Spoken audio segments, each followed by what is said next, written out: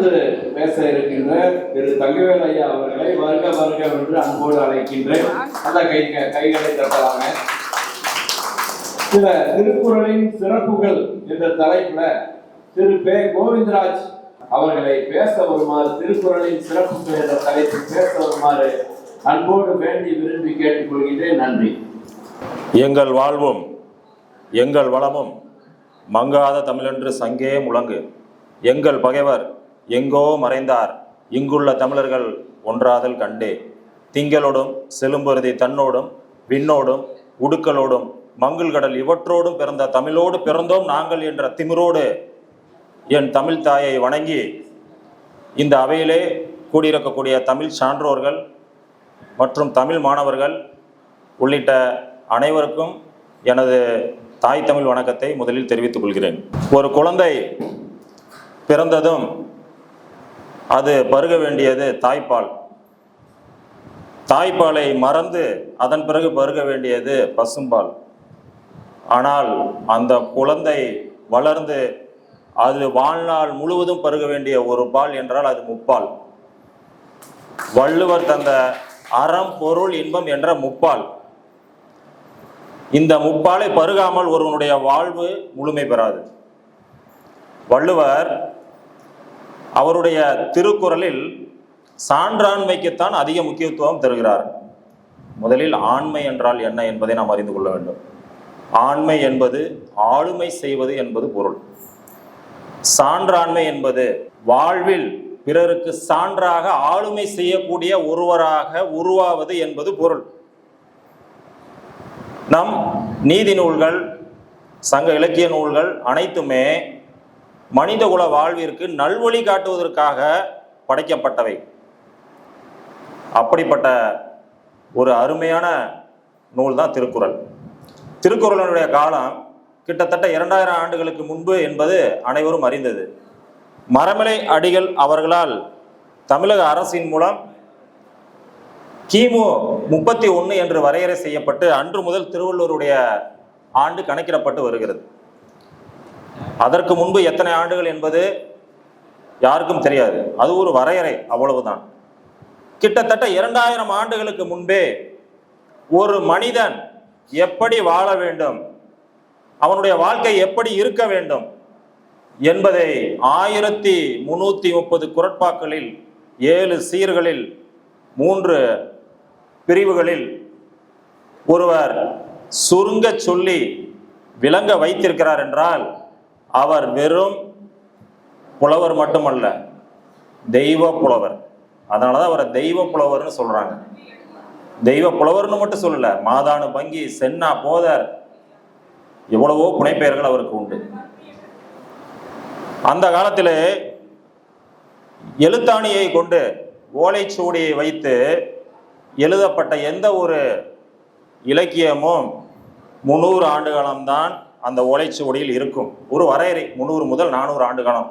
அதன் பிறகு அது அதனுடைய தன்மையை இழந்து நொறுங்கிவிடும், தூள் தூளாயிரும். அதை கவனத்தில் கொண்டு அடுத்த 300 ஆண்டுகளுக்கு மீண்டும் அந்த ஓலைச்சுவடியிலே எழுத்தாணியை கொண்டு எழுதி எழுதி எழுதி எழுதி தமிழ் இலக்கியங்கள் காலம் காலமாக கடத்தப்பட்டு ஐரோப்பியர்கள் வரும் வரை ஓலைச்சுவடியிலேயே இருந்தது. ஐரோப்பியர்கள் வந்தார்கள். எதற்காக வந்தார்கள்? 2 காரணத்திற்காக வந்தார்கள். ஒன்று வாணிபம் செய்வதற்காக, மற்றொன்று மதத்தை பரப்புவதற்காக. வாணிபம் செய்ய வந்தவர்களின் நோக்கம் வாணிபம் செய்வது. ஆனால் மதத்தை பரப்ப வந்தவர்களின் நோக்கம் என்ன? அவர்களுடைய மதத்தை உலகமெல்லாம் பரவ செய்ய வேண்டும் என்பதுதான். அவர்களுடைய தாய்மொழியில் இங்கு வந்து மதத்தை பரப்ப முடியாது. ஏன்னா இங்க இருக்கிறவங்களுக்கு ஐரோப்பிய மொழிகள் தெரியாது. அதனால அவங்க வந்தவொடனே என்ன பண்றாங்க, இங்க இருக்கக்கூடிய தமிழகத்தில் இருக்கக்கூடிய தமிழ் பண்டிதர்களிடம் சென்று தமிழை கற்றுக்கொள்கிறார்கள். அப்படி கற்றுக்கொள்ளும் பொழுது தமிழ் இலக்கியங்களையும் கற்றுக்கொள்கிறார்கள். அதுல முக்கியமா திருக்குறளை கற்றுக்கொள்கிறார்கள். திருக்குறளை கற்றுக்கொண்டவுடன் அவர்கள் வியப்படைகிறார்கள். என்னடா, நாம மதம் பரப்பதானே வந்தோம், இந்த ஒரு நிலப்பகுதியில தமிழ்நாட்டுல உலகத்துக்கே நீதி சொல்லக்கூடிய ஒரு உலக பொதுமுறையான ஒரு திருக்குறள் இருக்குது அப்படின்னு அதை அவர்களுடைய தாய்மொழியில் மொழிபெயர்க்கிறார்கள். மொழிபெயர்த்து உலகம் முழுக்க பரப்புகிறார்கள். அதனால் இன்று திருக்குறள் உலகத்தில் அதிகமான மொழிகளில் மொழிபெயர்க்கப்பட்ட ஒரு நூலாக திருக்குறள் இருக்கிறது. முதல்ல கான்ஸ்டாண்டினோபிள் ஜோசப் பெஸ்கி, நம்ம வீரமாமுனிவர்னு சொன்னா எல்லாருக்கும் தெரியும், இத்தாலியில இருந்து வராரு மதத்தை பரப்பதற்கு. அவரு திருக்குறளை படிச்சுட்டு அவர் லத்தீன் மொழியில 1730களில் மொழிபெயர்க்கிறார்.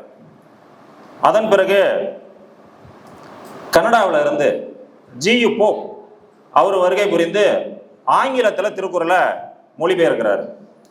இதற்கிடையில பல பேர் ஒரு சிறு பகுதிகளை, அறத்துப்பாலில் சில பகுதிகளை, பொருட்பாலில் சில பகுதிகளை மொழிபெயர்த்திருக்கிறாங்க. அதன் பிறகு 1812ஆம் ஆண்டு தஞ்சையை சார்ந்த ஞானப்பிரகாச அடிகளார் அவர்கள் தமிழில் திருக்குறளை முதல்ல மொழிபெயர்க்கிறார். முதலில் தமிழில் மொழிபெயர்க்கப்பட்ட நூலும் அச்சிடப்பட்ட நூலும் திருக்குறள் தான். இந்த திருக்குறளை உலக பொதுமறை என்று ஏன் நாம் சொல்கிறோம்? நல்லா கவனிங்க. பைபிள் கிறிஸ்தவர்களுக்கானது, குரான் இஸ்லாமியர்களுக்கானது, பகவத்கீதை இந்துக்களுக்கானது. ஆனால் திருக்குறள் மட்டும்தான் உலக மக்களுக்கானது. அதுல எந்த மதமும் சாராமல், எந்த மொழியும் சாராமல், எந்த கடவுளையும் சாராமல், எந்த நிலப்பகுதியையும் சாராமல், எந்த இனத்தையும் சாராமல், எந்த பண்பாட்டையும் சாராமல், எந்த ஒரு தனிப்பட்ட வெறுப்பையும் சாராமல் உலகத்திற்கு ஒரு பொதுவான நீதியை சொல்லி தந்த ஒரு மாபெரும் மேதை திருவள்ளுவர். அவர் மேதைன்னு சொல்றது மட்டும் பொருந்தாது, அவர் ஒரு அறிவியல் அறிஞர். அறிவுபூர்வமாக தன்னுடைய கருத்துக்களை உவமையாக பல குரல்களில் எடுத்து கூறி அவர் உலகம் இயக்கும் அறிஞர்களால் இன்றும் போற்றப்படுகிறார். ஜெர்மனியை சேர்ந்த நோபல் பரிசு பெற்ற ஆல்பர்ட் ஸ்விட்சர் அப்படிங்கிறவர் சொல்றாரு போல ஒரு நூல் இதுவரைக்கும் இல்லைன்ட்டாரு. ஆஸ்திரேலியாவை சேர்ந்த அலெக்சாண்டர் சுகி அப்படிங்கிறவர் சொல்றாரு, இந்திய மற்றும் உலக இலக்கியங்களின் தலையாய படைப்பு திருக்குறள் அப்படிங்கிறாரு. அமெரிக்காவை சேர்ந்த இம்மன்ஸ் வைட் அப்படிங்கிறவர் சொல்றாரு, உலகத்தில் இருக்கக்கூடிய தலை சிறந்த நூல்களில் இருக்கக்கூடிய அத்தனை அறக்கருத்துக்களும் திருக்குறளில் மட்டும்தான் இருக்கிறது அப்படிங்கிறாரு. நம்ம தேசத்தந்தை காந்தியடிகளே சொல்றாரு, திருக்குறள் வாழ்க்கைக்கு இன்றியமையாதது. எப்படி உண்ண உணவும் உடுக்க உடையும் இருக்க இருப்பிடமும் இன்றியமையாததோ அதே போல திருக்குறளும் இன்றியமையாதது. திருக்குறளில் உள்ள வரிகள் என் உயிர் வரை ஊடுருவி சென்று இருக்கின்றன அப்படின்னு சொல்லி திருவள்ளுவர் குறித்து, திருக்குறள் குறித்து காந்தியடிகளே சொல்றாரு. இப்படி உலக பேரறிஞர்களால் பாராட்டப்பட்ட ஒரு ஒப்பற்ற நூல் தான் திருக்குறள்.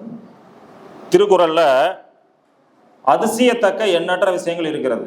அவரு ஒவ்வொரு அதிகாரத்தையும் வரிசைப்படுத்துறாரு பாருங்க. அந்த வரிசைப்படுத்தும் முறை முதல்ல எது தேவை, அடுத்து எது தேவை, அடுத்து எது தேவை அப்படிங்கிற ஒரு அடிப்படையில வரிசைப்படுத்துறாரு. முதல்ல அறம் தேவை, அடுத்து பொருள் தேவை, அடுத்து இன்பம் தேவை. அதே மாதிரி அதிகாரத்திலையும் முதல்ல கடவுள் வாழ்த்த சொல்றாரு, அதற்கு அடுத்து வான் சிறப்ப சொல்றாரு.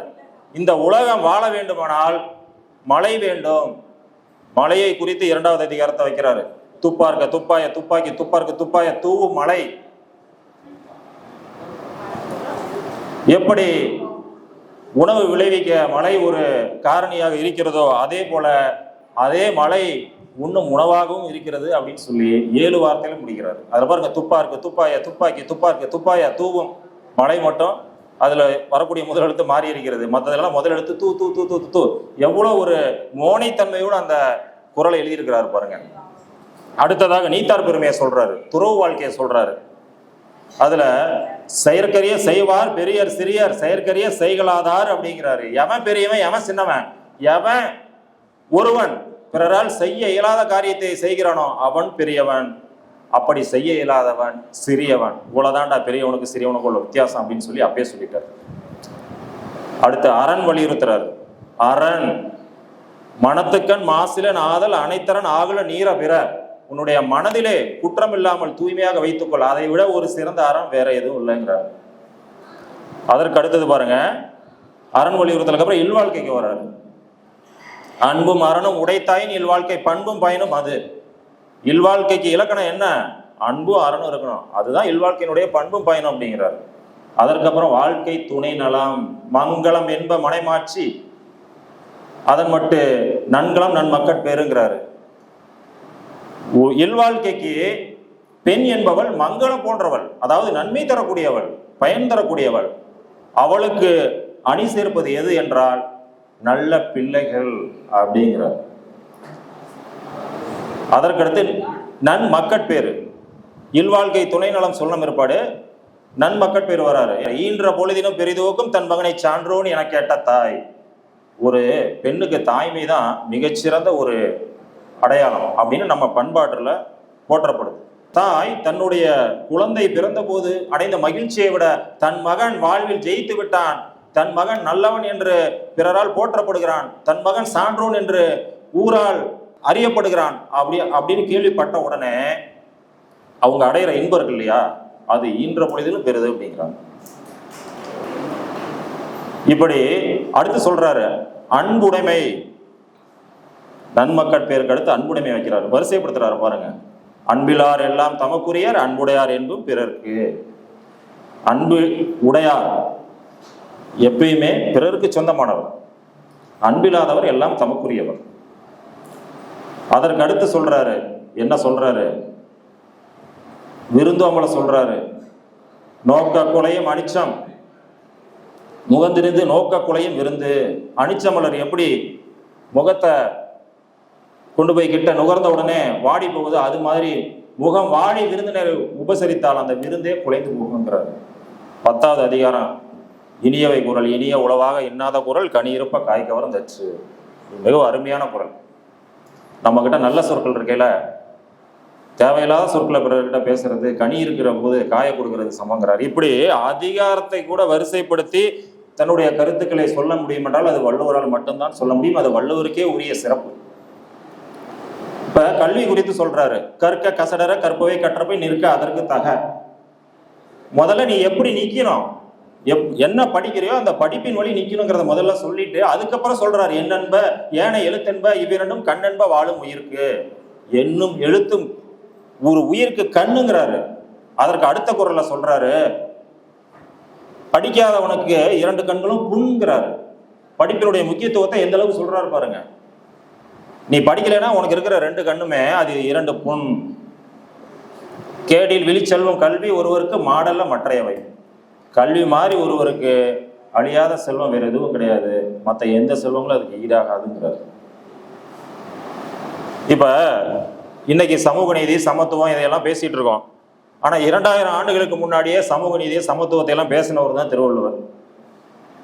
பிறப்போக்கும் எல்லா உயிர்க்கும் சிறப்போவா செய்தொழில் வேற்றுமையானின்.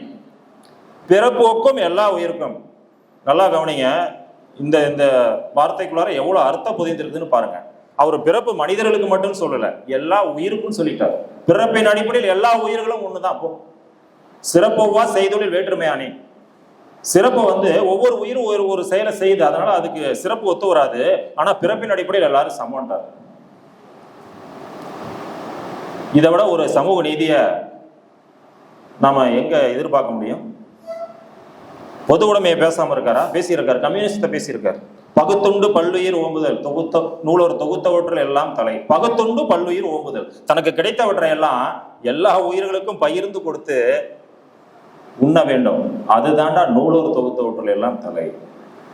நூலோர் தொகுத்தவற்றில் நான் கற்றறிந்த அறிஞர்கள் தொகுத்த நூல்களில் எல்லாவற்றையும் விட ஒரு உயர்ந்த சிந்தனை கருத்து என்னன்னா அதுதாங்கிறாரு.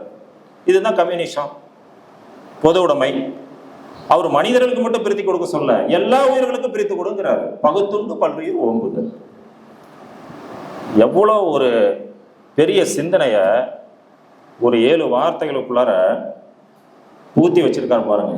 எனக்கு முன்னாடி பேசின அம்மா சொன்னாங்களே, அணுவை துளைத்து 7 கடல் புகட்டி குறுக தரித்த குரல் அப்படின்னு. ஔவையார் சொன்னதா? அது எக்காலத்திலும் அது உண்மையாதான் இருக்கும்.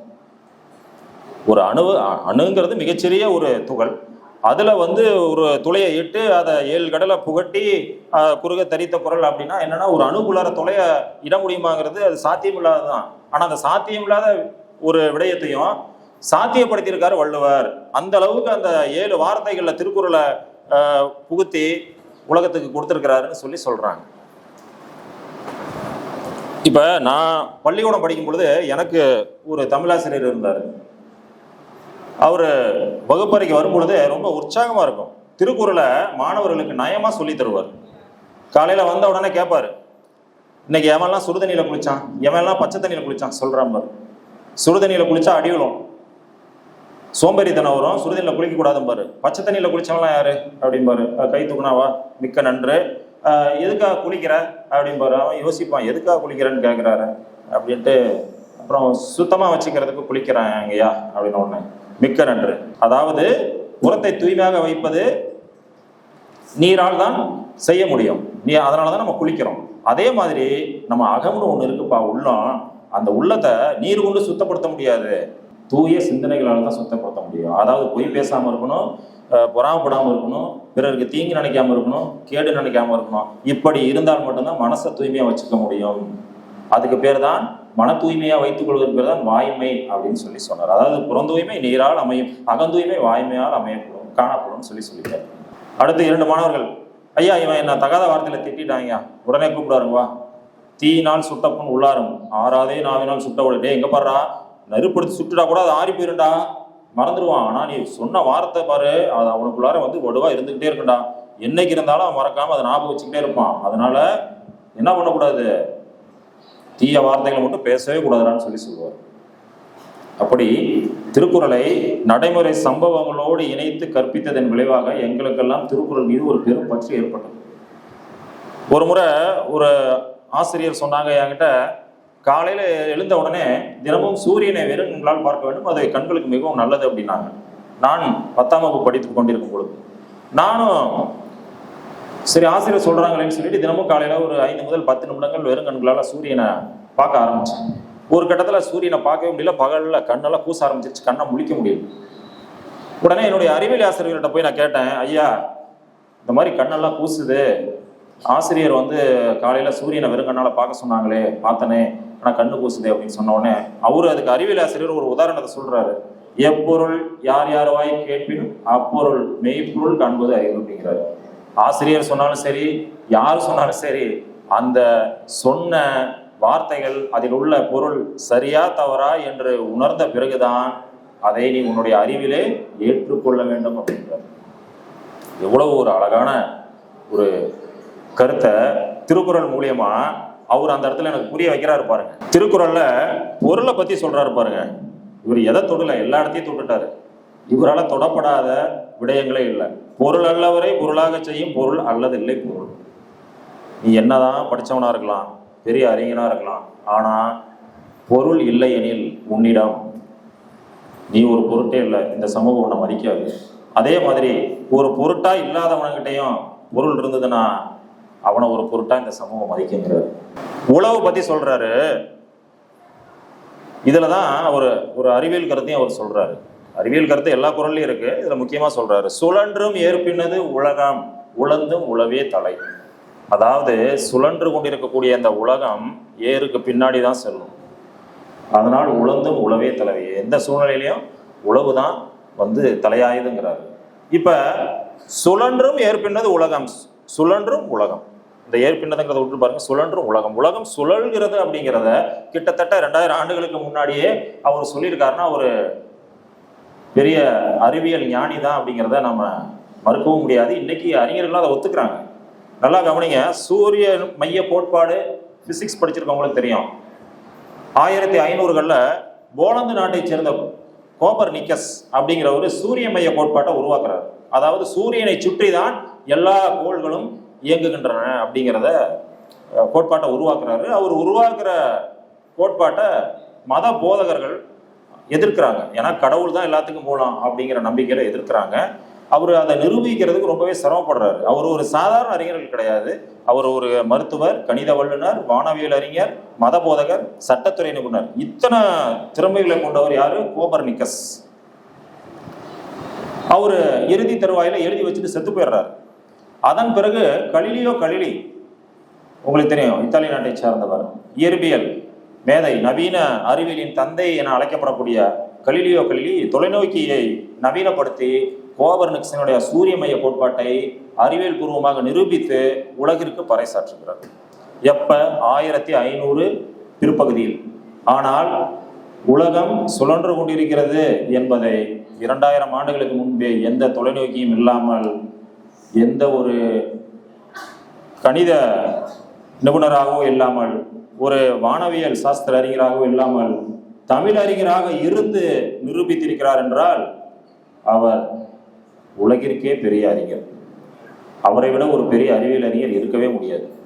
என்னுடன் படித்த ஒரு நண்பர் ஒரு அறிவியல் அறிஞராக இருக்கார், ஒரு சயின்டிஸ்ட், வட இந்தியாவில் இருக்கார். அவர் நெடுநாட்களுக்கு பிறகு எனக்கு தொலைபேசியில் தொடர்பு கொண்டு, என்னப்பா நல்லா இருக்கியா அப்படின்னு கேட்டாரா. நல்லா இருக்கேன். நம்ம நண்பர்கள்ட்ட எல்லாம் பேசிட்டு இருக்கியா? ஒன்னா படித்த நண்பர்கள்ட்ட இல்லை, அதிகம் தொடர்பு கொள்ள முடியதில்லை. ஏன் அப்படின்னாரு. எல்லாரோடையும் பழகுவதற்கு எனக்கு நேரம் இல்லை, நம்ம மனது ஒத்தவர்களுடன் ஒத்த கருத்துடன் தானே பழகுறதுக்கு நேரம் இருக்கும்னு சொல்லி சொன்னேன். அவர் எனக்கு அறிவுரை சொன்னாரு. என்ன இப்படி இருக்க, எல்லாரோடையும் நட்புல இருக்கணும், அதுதான் படிச்சவங்களுக்கு அழகு அப்படின்னு எனக்கு அறிவுரை சொல்ற மாதிரி சொல்லிட்டு இருந்தாரு. சொல்லிட்டு ஒரு சில புத்தகங்கள் பேரெல்லாம், ஆங்கில புத்தகங்கள் பேரெல்லாம் சொல்லி, இதெல்லாம் நான் தரேன், நீ படி. அதாவது மனிதர்கள் ஒவ்வொருத்தரும் ஒரு மாதிரி இருப்பாங்க. அவங்க எல்லாரும் நம்மளை புரிஞ்சுக்க மாட்டாங்க, நாம தான் அவங்கள புரிஞ்சுக்கணும், புரிஞ்சுக்கிட்டு அவங்களோட பழக்கத்துல இருக்கும்னு சொல்லி சொன்னாரு. என்னடா இது புதுசா சொல்றாரு அப்படின்ட்டு அவரை வீட்டுக்கு யோசிச்சுட்டு திருக்குறள் புத்தகத்தை எடுத்து நட்பு, நட்பாராய்தல், பழமை, தீ நட்பு, கூட நட்பு இதையெல்லாம் படிச்சுட்டு இதனுடைய கருத்துக்களை எல்லாம் அவருக்கு குறுஞ்செய்தியா தட்டச்சு பண்ணி அனுப்புனேன். இதை தாண்டி நீங்க சொன்ன அந்த ஆங்கில புத்தகத்துல ஏதாவது இருந்ததுன்னா சொல்லுங்க, நான் படிக்கிறேன் அப்படின்னு சொல்லிட்டு திருக்குறள்ல உதாரணம் காட்டி அனுப்பிடுவேன். முகனாக நட்பது நட்பன்று நெஞ்சத்து அகனாக நட்பது நட்பு, உடுக்கை இழந்தவன் கை போல அங்க இடுக்கன் களைவதான் நட்பு.